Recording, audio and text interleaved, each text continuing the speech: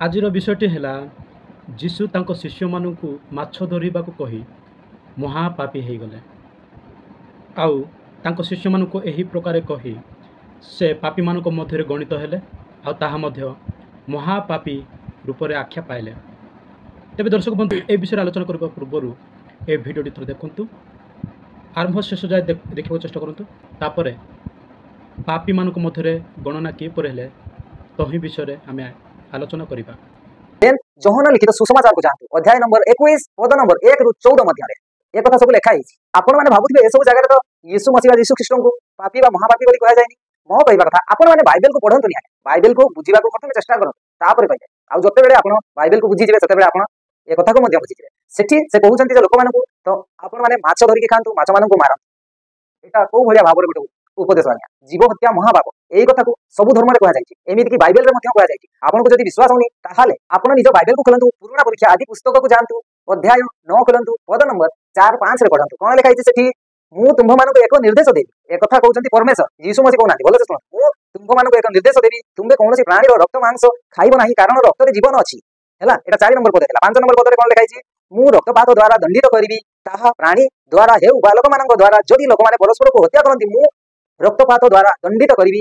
ଏ କଥା ପରମେଶ୍ୱର କହିଛନ୍ତି ଆଦି ପୁସ୍ତକରେ, ଅଧ୍ୟାୟ 9 ପଦ ନମ୍ବର 4-5। ଇଏ ହେଉଛି ଏଭିଡେନ୍ସ ଆପଣଙ୍କ ଯୀଶୁଖ୍ରୀଷ୍ଟଙ୍କୁ ପାପୀ ସାବ୍ୟସ୍ତ କରିବା ପାଇଁ। ଆପଣଙ୍କ ଯୀଶୁଖ୍ରୀଷ୍ଟଙ୍କୁ ମୁଁ କଣ ପାଇଁ ପାପୀ ବୋଲି କହିଲି? କାହିଁକି ନା ଯିଏ କେବଳ ଏକା ପାପ କରିଥାଏ ତାକୁ ପାପୀ କୁହାଯାଏ, ଆଉ ଯିଏ ସମସ୍ତଙ୍କୁ ପାପ କରିବାକୁ ଉପଦେଶ ଦେଇଥାଏ ତାକୁ ମହାପାପୀ କୁହାଯାଏ। ମତେ ଲାଗୁଛି ତାଠାରୁ ବି ଅଧିକ ବଡ ପାପୀ ହେଇପାରନ୍ତି ସେ। ତେଣୁ ଆପଣମାନେ ଏମିତି ଆମ ଭଗବାନ ମାନଙ୍କୁ ସମ୍ମାନ ଦଉଥାନ୍ତୁ ଏବଂ ଆମେ ମଧ୍ୟ ତା ପ୍ରତିବଦଳରେ ଆପଣଙ୍କ ଭଗବାନଙ୍କୁ ଏଇଭଳିଆ ଭାବରେ ସମ୍ମାନ ଦେବୁ। ଜୀବ ହତ୍ୟା ମହାପାପ, ଏ କଥାଟା କେବଳ ବାଇବେଲରେ ଲେଖା ହେଇନି ଆଜ୍ଞା, ଏ କଥାଟା ସବୁ ଧର୍ମରେ ଲେଖା ହେଇଛି। ଯଦି ଆପଣ ହିନ୍ଦୁ ଧର୍ମ କଥା କହୁଛନ୍ତି, ଶ୍ରୀମଦ୍ ଭାଗବତ ଗୀତାରେ ଆପଣ ଅଧ୍ୟାୟ 16 ଶ୍ଲୋକ ନମ୍ବର 23-24 ମଧ୍ୟରେ ଏହାର ବର୍ଣ୍ଣନା ପାଇଯିବେ। ଆପଣମାନେ ଭାବୁଥିବେ ଯେ ଇସଲାମ ଧର୍ମରେ ଏ କଥା ଲେଖାଯାଇନଥିବ, ନା ଆପଣ ଭୁଲ ଭାବୁଛନ୍ତି। ଇସଲାମ ଧର୍ମରେ ବି ଏ କଥାକୁ ହିଁ କୁହାଯାଇଛି। ଭଲ ଭାବରେ ଆପଣ ଦେଖନ୍ତୁ, ମୁଁ ପଢିକି ଶୁଣେଇ ଦଉଛି ଇସଲାମ ଧର୍ମ କଥାଟା। कुरान शरीफ सूरत फुरकान 25 आयत 52 से 69 तक में लिखा है, गुनाहों को क्षमा करने वाला सिर्फ एक ही कबीर नामक अल्लाह है, उसकी पूजा विधि किसी तत्वदर्शी से पूछ के देखो। वर्तमान में बाबर संत रामपाल जी महाराज जी ही है। कलामे पाक में कहीं पर भी जीव हत्या या जानवर की कुर्बानी देने का जिक्र नहीं है। यही कथा लिखा जाइछि कुरान रे। देखले तो किभଳି भाବରେ ସବୁ ଧର୍ମରେ ଜୀବ ହତ୍ୟା କରିବାକୁ ମନା କରାଯାଇଛି। କଣ ମାଛ ଗୋଟେ ଜୀବ ନୁହଁ? ମାଛ ଦେହରେ ଜୀବନ ନାହିଁ? ପ୍ରମାଣ କରିକି ଦେଖାନ୍ତୁ। ଆପଣଙ୍କ ଯୀଶୁଖ୍ରୀଷ୍ଟ ସର୍ବବ୍ୟାପୀ ଅଟନ୍ତି, ସର୍ବଜ୍ଞାନୀ ଅଟନ୍ତି। ପ୍ରେସ୍ ଲର୍ଡ, ନମସ୍କାର। ଆପଣ ଦେଖୁଛନ୍ତି ଏବେ ମୋଡ ବ୍ଲଗର ୟୁଟ୍ୟୁବ୍ ଚ୍ୟାନେଲ୍। ଏହି ଭାଇ ଜଣକ କହୁଥିଲେ ଯେ ପ୍ରଭୁ ଯୀଶୁଖ୍ରୀଷ୍ଟ ତାଙ୍କ ଶିଷ୍ୟମାନଙ୍କୁ ମାଛ ଧରିବାକୁ କହି ପାପୀମାନଙ୍କ ମଧ୍ୟରୁ ପାପୀ ଗଣିତ ହେଲେ, ଆଉ ତାହା ମଧ୍ୟ ମହାପାପୀ ନାମରେ ଖ୍ୟାତ ହେଲେ। ଏହି ଭାଇ ଜଣଙ୍କର କଥା ମୁଁ ଶୁଣି ହସ ମଧ୍ୟ ମାଡ଼ିଲା। ଆଉ ମୁଁ କହିବାକୁ ଚାହିଁବି, ଏହି ଭାଇ ଜଣଙ୍କର ହିତାହିତ ଜ୍ଞାନ ଆଉ ବୁଦ୍ଧିରେ ପରିପୂର୍ଣ୍ଣ ଅଟନ୍ତି। ଆଉ ତାର ବେଶଭୂଷା ମଧ୍ୟ ଜଣାପଡ଼ୁଛି, ତାର ଭାଷାଭୂଷା ମଧ୍ୟ ଜଣାପଡ଼ୁଛି କି ନିପୁଣ ଅଟନ୍ତି, ଆଉ କହିବାର ଶୈଳୀ ମଧ୍ୟ ଅତି ସୁନ୍ଦର। ପ୍ରଭୁ ଯୀଶୁଖ୍ରୀଷ୍ଟଙ୍କୁ ପାପୀ ବୋଲି ଗଣନା କରୁଛନ୍ତି, ଆଉ ତାହା ମଧ୍ୟ ଏହି ମାଛ ଧରିବାର ଅର୍ଥକୁ ନେଇ, ମାଛ ଧରିବାର ପ୍ରମାଣକୁ ନେଇ। ତେବେ ଦର୍ଶକ ବନ୍ଧୁ, ଆପଣମାନେ ଭିଡ଼ିଓଟି ଶେଷ ଯାଏ ଦେଖନ୍ତୁ, ଆଉ ଏ ଭାଇ ଜଣଙ୍କୁ ପାପୀର ଅର୍ଥ ଜାଣନ୍ତି କି ନାହିଁ ଆଉ ମହାପାପୀ କିଏ ତାହା ଆମେ ସ୍ପଷ୍ଟରେ ବୁଝାଇବା।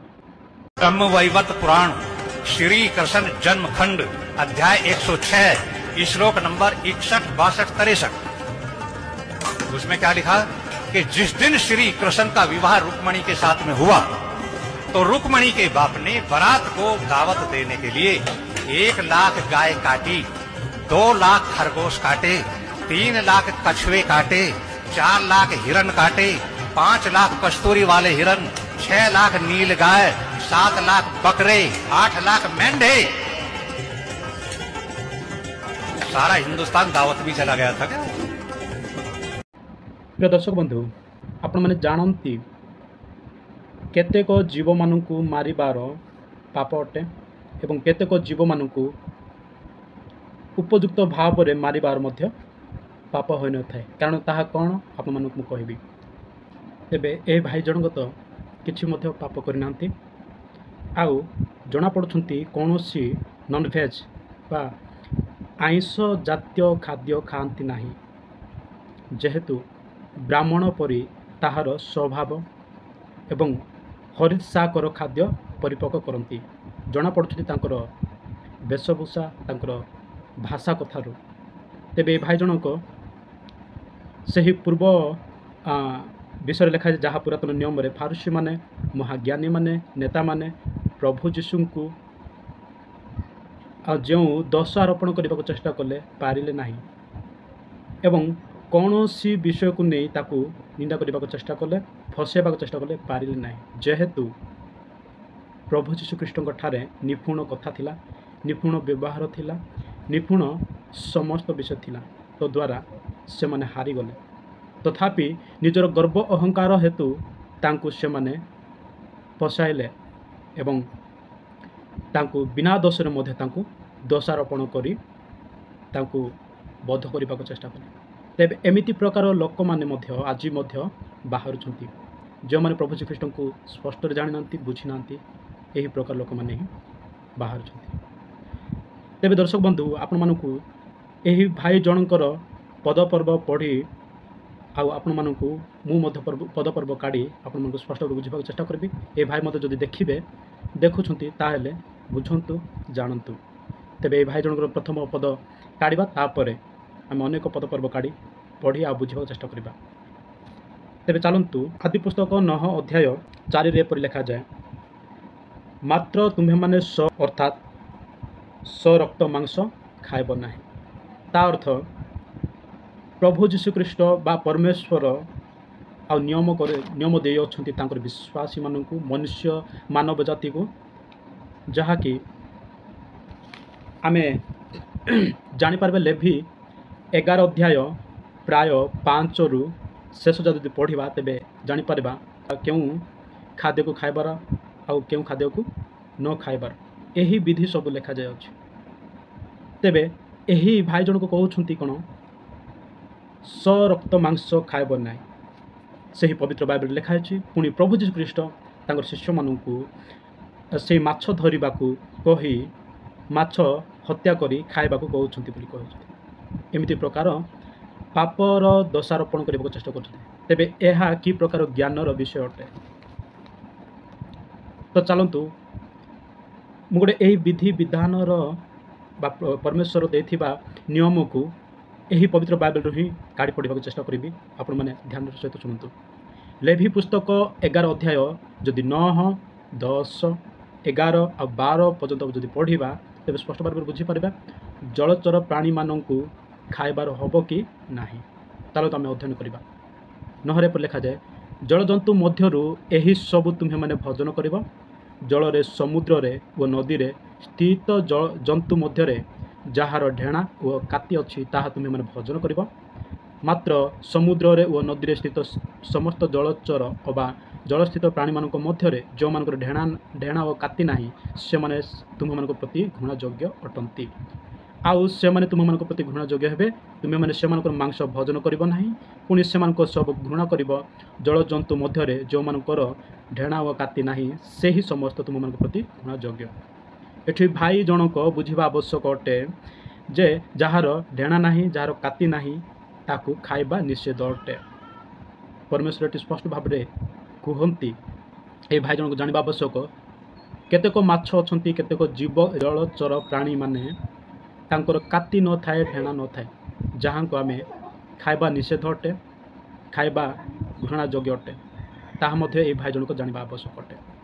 ତେବେ ମାଛ ଖାଇବା କ'ଣ ଭୁଲ କି? ତେବେ ଏ ଭାଇ ଜଣଙ୍କ ଉଦ୍ଦେଶ୍ୟ ହେଲା ପୃଥିବୀର ମାନବ ସମସ୍ତଙ୍କୁ, ମନୁଷ୍ୟମାନଙ୍କୁ, ସମସ୍ତ ଜାତିମାନଙ୍କୁ କହିବାକୁ ଚାହାନ୍ତି ମାଂସ କଦାପି ନ ଖାଇବା ଆବଶ୍ୟକ ଅଟେ। କେବଳ ଶାଗ ଖାଇବା ଆବଶ୍ୟକ ଅଟେ ଏବଂ କେବଳ ଚାଷ ପନିପରିବା ଖାଇବା ଆବଶ୍ୟକ ଅଟେ। ତେବେ ଏ ଭାଇ ଜଣଙ୍କୁ ନିହାତି ଜ୍ଞାନ ଭରିକି ରହିଅଛି, ଯାହା ଜଣାପଡ଼ୁଛି ତାଙ୍କର କଥାରୁ।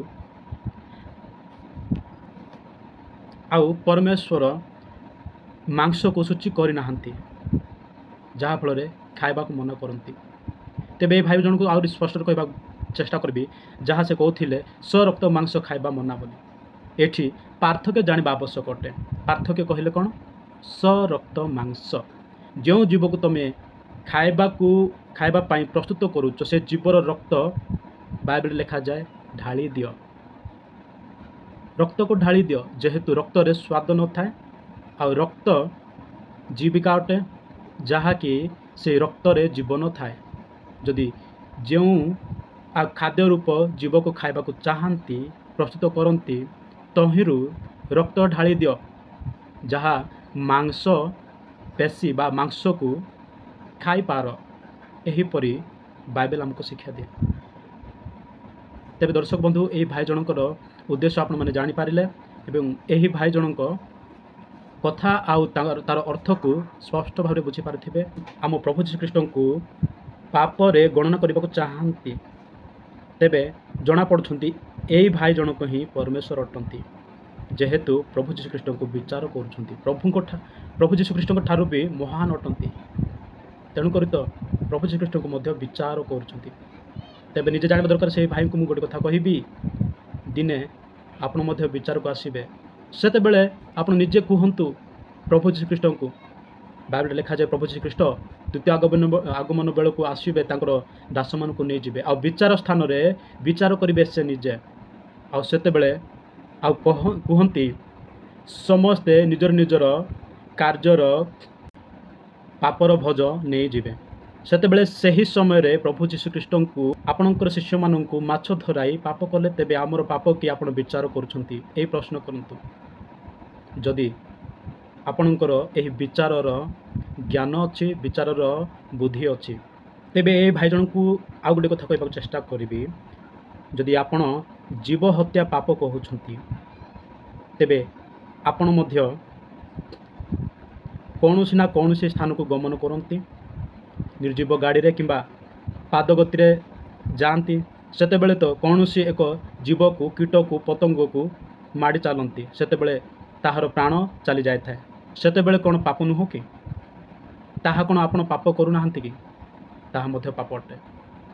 ଆଉ ସାଇଣ୍ଟିଫିକାଲି ଅନୁଯାୟୀ ଗଛଲତା ମଧ୍ୟ ଏକ ଜୀବ ଅଟେ, ତାହା ମରିଗଲେ ହିଁ ନିର୍ଜୀବ ଅଟେ, କିନ୍ତୁ ତାହା ମରିବା ଆଗରୁ, ତାହା ଶୁଖିବା ଆଗରୁ ସେ ଜୀବ ଅଟେ, ଯେହେତୁ ସିଏ ମଧ୍ୟ ନିଜର ଜୀବିକା ଉଦ୍ଦେଶ୍ୟରେ ପତ୍ର ସାହାଯ୍ୟରେ, କାଣ୍ଡ ସାହାଯ୍ୟରେ, ଅଗ ସାହାଯ୍ୟରେ ସେ ଖାଦ୍ୟ ପ୍ରସ୍ତୁତ କରିଥାଏ, ଯାହାଫଳରେ ସେ ଢାଳ, ଫଳ, ଫୁଲ ଏସବୁ ଫୁଟିଥାଏ।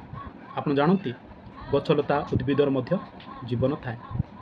ତେବେ ତାକୁ ମଧ୍ୟ ତ ଆପଣ କୁରାଢ଼ୀ ସାହାଯ୍ୟରେ କିମ୍ବା କୌଣସି କାତି ସାହାଯ୍ୟରେ ହାଣିଛନ୍ତି ଆଉ ଉପାଡ଼ିଛନ୍ତି, ତେବେ ତାହା କି ନୁହଁ ପାପ? ଏହି ପ୍ରଶ୍ନର ଉତ୍ତର ଦେବାକୁ ଚେଷ୍ଟା କରିବେ। ଯଦି ପ୍ରକୃତ ଗୋଟେ ନିଷ୍ପାପୀ ନିଜକୁ ଭାବୁଛ ଆଉ ନିଷ୍ପାପର ଗଣନା କରିପାରୁଛ, ତେବେ ଏହି ପ୍ରଶ୍ନର ଉତ୍ତର ଦେବ। ତେବେ ଆଉ ଗୋଟେ କଥା କହିବି, ପରମେଶ୍ୱର ଆମକୁ ଅନେକ ବିଧି ଦେଇଅଛନ୍ତି, କ'ଣ ଖାଇବ, କ'ଣ ପିଇବ, ଯାହାକି ଯିଏକି ଆମକୁ ବିଧି ସକଳ ଶିଖାନ୍ତି ଆଉ ସମସ୍ତ ସୃଷ୍ଟ ବସ୍ତୁର ମାଲିକ ଆଉ ବ୍ରହ୍ମାଣ୍ଡକୁ ଚଲାନ୍ତି, ତାଙ୍କୁ କି ତମେ ବିଧି ଶିଖାଇବ, ତାଙ୍କୁ କି ତମେ ନିୟମ ଶିଖାଇବ, ତାଙ୍କୁ କି ତମେ ବିଚାର କରିବ? ଆଉ ଯେଉଁମାନେ ଖାଇବା ଉପରେ ନିଷେଧ କରନ୍ତି ଆଉ ଖାଇବା ପିଇବା ଉପରେ ଆଉ ପ୍ରାଧାନ୍ୟ ଦିଅନ୍ତି, ସେମାନଙ୍କ ବିଷୟରେ ବାଇବେଲ କ'ଣ କୁହେ ତାହା ମଧ୍ୟ ଆମେ ପଢ଼ିବା ଏବଂ ବୁଝିବା। ପ୍ରଥମ ତିମୋଥୀ 4:3 ଏହିପରି ଲେଖାଯାଏ, ସେହି ମିଥ୍ୟାବାଦୀମାନେ ବିବାହ ନିଷେଧ କରନ୍ତି, ପୁଣି ବିଭିନ୍ନ ଖାଦ୍ୟ ପଦାର୍ଥରୁ ଅଲଗା ରହିବା ନିମନ୍ତେ ଶିକ୍ଷା ଦିଅନ୍ତି। ବିଶ୍ୱାସ ଓ ସତ୍ୟ ଜାଣିଥିବା ଲୋକମାନଙ୍କ ଦ୍ୱାରା ଧନ୍ୟବାଦ ସହ ଭୋଜନ କରାଯିବା ନିମନ୍ତେ ଈଶ୍ୱର ଏସବୁ ତ ସୃଷ୍ଟି କରିଅଛନ୍ତି। ତେବେ ଏଇଟା ପଢ଼ି ଆପଣ ସ୍ପଷ୍ଟ ଭାବରେ ବୁଝିପାରିଥିବେ। ଆଉ ଯେଉଁମାନେ କି ମିଥ୍ୟାବାଦୀ ଅଟନ୍ତି, ସେମାନେ ଖାଦ୍ୟ ପଦାର୍ଥରୁ ଅଲଗା ରହିବା ନିମନ୍ତେ ଶିକ୍ଷା ଦିଅନ୍ତି। ଏଠି ପରମେଶ୍ୱର କହନ୍ତି, ଯେଉଁମାନେ କି ବିଶ୍ୱାସ ଓ ସତ୍ୟ ଜାଣିଥିବା ଲୋକମାନଙ୍କ ଦ୍ୱାରା ଧନ୍ୟବାଦ ସହ ଭୋଜନ କରାଯିବା ନିମନ୍ତେ ଈଶ୍ୱର ଏସବୁ ସୃଷ୍ଟି କରିଅଛନ୍ତି। ପ୍ରଭୁ ଯୀଶୁ ଖ୍ରୀଷ୍ଟ ଏଠି କହନ୍ତି, ତୁମ୍ଭେମାନେ ସଦାପ୍ରଭୁଙ୍କ ଉଦ୍ଦେଶ୍ୟରେ ଭୋଜନ କର, ତାହା କଦାପି ପାପ ନୁହେଁ। ଏଠି ଆମେ ସ୍ପଷ୍ଟ ଭାବରେ ବୁଝିପାରିଲୁ, ପରମେଶ୍ୱରଙ୍କୁ ଧନ୍ୟବାଦ ଏବଂ ବିଶ୍ୱାସ କରିବା ଉଦ୍ଦେଶ୍ୟରେ ପରମେଶ୍ୱର ସୃଷ୍ଟି କରିଛନ୍ତି, ତାହା ତାଙ୍କୁ ଧନ୍ୟବାଦ ଦେବା ଉଦ୍ଦେଶ୍ୟରେ ଭଜନ କରିଥାଉ। ଭାଇ ଜଣଙ୍କର କଥା ଅଲଗା, ବାଇବେଲ ଲେଖା ହେଇଛି ତାହା ଅଲଗା। ଆହୁରି ଭଜନ ପାନ କରିବା ପାଇଁ ସ୍ପଷ୍ଟ ଭାବରେ ଲେଖାଯାଇଅଛି, ତାହା ମଧ୍ୟ ଅଧ୍ୟୟନ କରିବା। କରନ୍ଥୀୟ 10:30 ଏହିପରି ଲେଖାଯାଏ, ଯଦି ମୁଁ ଧନ୍ୟବାଦ ଦେଇ ଭଜନ କରେ, ତେବେ ଯାହା ନିମନ୍ତେ ଧନ୍ୟବାଦ ଦିଏ ତାହା ନିମନ୍ତେ ନିନ୍ଦିତ ହୁଏ କାହିଁକି? ଯଦି ଦେଖ, ଯାହା ଭଜନ କରୁଛ ତାହା ଯଦି ଭଜନ କରିବାର ପରମେଶ୍ୱରଙ୍କୁ ଧନ୍ୟବାଦ ଦେଉଛ, ତାହା କି ନିନ୍ଦିତ ହୁଏ? ପ୍ରଶ୍ନ। ଆହୁରି ଲେଖାଯାଏ କରନ୍ଥୀୟ 10:31, ଅତଏବ ତୁମେମାନେ ଭଜନ କର କି ପାନ କର ଅବା ଯାହା କିଛି କର, ଈଶ୍ୱରଙ୍କ ଗୌରବ ନିମନ୍ତେ ସବୁ କର। ଆମେ ପାନ କରିବା ସମୟରେ ମଧ୍ୟ ଈଶ୍ୱର ଗୌରବ ପାଆନ୍ତି। ଆମେ ଖାଇବା ସମୟରେ ମଧ୍ୟ ଈଶ୍ୱର ଗୌରବ ପାଆନ୍ତି। ଯଦି ଆପଣ ଈଶ୍ୱରଙ୍କୁ ଧନ୍ୟବାଦ ଦିଅନ୍ତି, ଯଦି ଆପଣ ଈଶ୍ୱରଙ୍କୁ ପ୍ରଶଂସା କରନ୍ତି, ଯଦି ଆପଣ କୃତଜ୍ଞତା ଈଶ୍ୱରଙ୍କୁ ପ୍ରଦାନ କରନ୍ତି, ତେବେ ଈଶ୍ୱର ଗୌରବ ପାଆନ୍ତି। ଭାଇ ଜଣକ ଏହି ସମସ୍ତ ବାକ୍ୟ ଶୁଣିବା ଆବଶ୍ୟକ ଅଟେ, ଜାଣିବା ଆବଶ୍ୟକ ଅଟେ। ଗୋଟିଏ ପାରାଗ୍ରାଫ କିମ୍ବା ଗୋଟିଏ ଧାଡ଼ିଟା ପଢ଼ି ପ୍ରଶ୍ନ କଲେ ହେବନି, ଖ୍ରୀଷ୍ଟିଆନମାନଙ୍କୁ ବୋକା ବନେଇଲେ ହେବ ନାହିଁ। ପ୍ରଭୁ ଯୀଶୁଖ୍ରୀଷ୍ଟ ଯାହା ଶିକ୍ଷା ଦିଅନ୍ତି ତାହା ଯଦି କେହି ଫଲୋ କରନ୍ତି, ତାକୁ ପୃଥିବୀରେ ସର୍ବଶ୍ରେଷ୍ଠ ଉପମା ଦିଆଯାଏ ପ୍ରଭୁଙ୍କ ଦୃଷ୍ଟିରେ, ପରମେଶ୍ୱରଙ୍କ ଦୃଷ୍ଟିରେ। ତାହା ମନୁଷ୍ୟ ଜାଣେ ନାହିଁ ଏବଂ ମନୁଷ୍ୟ କଦାପି ତାକୁ ପରାଜୟ କରିପାରେ ନାହିଁ। ଏହି କଥା ଏହି ଭାଇ ଜଣଙ୍କୁ ଜାଣିବା ଆବଶ୍ୟକ ଅଟେ। ଆଉ ହଁ, ତାଙ୍କ ଧର୍ମର ଦେବତାମାନଙ୍କ ବିଷୟ ମୋତେ କହୁଥିଲେ, ତାହା ଯଦି କହିବି, ଲାଜର ବିଷୟ ଅଟେ। ପ୍ରଶ୍ନ କଲେ ଉତ୍ତର ଦେଇପାରିବ ନାହିଁ, ଯେହେତୁ ତାଙ୍କର ଦେବତାମାନେ ତ ଯୁଦ୍ଧ ପକ୍ଷରେ ଯୁଦ୍ଧ କରୁଥିଲେ ଏବଂ ଶତ୍ରୁ ପକ୍ଷରେ ଆଘାତ କରୁଥିଲେ। ତେବେ କି ସେମାନେ ଦେବତା ଅଟନ୍ତି? ତେବେ କି ସେମାନେ ଏକ ସୃଷ୍ଟିକର୍ତ୍ତା ଅଟନ୍ତି? ତେବେ କି ସେମାନେ ପରମେଶ୍ୱର ଅଟନ୍ତି? ଏମିତି ପ୍ରକାର ଦେବତାମାନଙ୍କୁ ବିଶ୍ୱାସ କରୁଅଛ, ତେବେ ଏହା କେତେ ଦୂର ସଠିକ୍ ଅଟେ? ଆପଣମାନେ କମେଣ୍ଟ ସେକ୍ସନରେ କମେଣ୍ଟ କରନ୍ତୁ। ଆଉ ଏହି ଭାଇ ଜଣଙ୍କର ମତାମତ ମେସେଜ କରନ୍ତୁ। ଶେଷରେ ଏହି ପଦେ କଥା କହିବାକୁ ଚେଷ୍ଟା କରିବି। ଏହି ଭାଇ ଜଣକ ଇନଡାଇରେକ୍ଟଲି ପ୍ରଭୁ ଶ୍ରୀଖ୍ରୀଷ୍ଟଙ୍କୁ ଜାଣିବାକୁ ଚାହାନ୍ତି, ପ୍ରଭୁ ଶ୍ରୀଖ୍ରୀଷ୍ଟଙ୍କୁ ବିଶ୍ୱାସ କରିବାକୁ ଯାଉଅଛନ୍ତି। ମୁଁ ଏହି ଭାଇଙ୍କ ପାଇଁ ପ୍ରାର୍ଥନା କରିବି।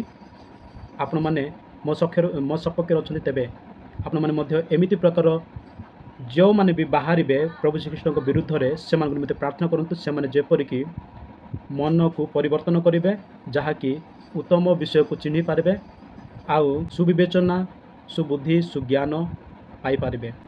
ଆଉ ଏମିତି ଅଧିକରୁ ଅଧିକ ପ୍ରଶ୍ନ କରନ୍ତୁ, ବାଇବେଲ ପଢ଼ନ୍ତୁ। ଏମିତି କରିବା ଦ୍ୱାରା ଭିତର ଗଭୀର ଅଂଶ ଜାଣିବାକୁ ପାଇପାରିବେ, ଆଉ ଆପଣଙ୍କର ବିଶ୍ୱାସ ବଢ଼ିବାରେ ଲାଗିବ ପ୍ରଭୁ ଶ୍ରୀଖ୍ରୀଷ୍ଟଙ୍କ ଉପରେ। ଆଉ ପ୍ରଭୁ ଶ୍ରୀଖ୍ରୀଷ୍ଟଙ୍କର ପ୍ରଥମ ଶିଷ୍ୟ ବା ପ୍ରଭୁ ଶ୍ରୀଖ୍ରୀଷ୍ଟଙ୍କର ସର୍ବଶ୍ରେଷ୍ଠ ପରମେଶ୍ୱର ବୋଲି ବିଶ୍ୱାସ କରିବେ ଏବଂ ଆଖ୍ୟା ନିଜେ ଦେବେ। ଯଦି ଭିଡ଼ିଓଟି ଭଲ ଲାଗିଛି ତାହେଲେ ଲାଇକ୍, ସେୟାର, ସବସ୍କ୍ରାଇବ୍ କରିବେ। ଧନ୍ୟବାଦ।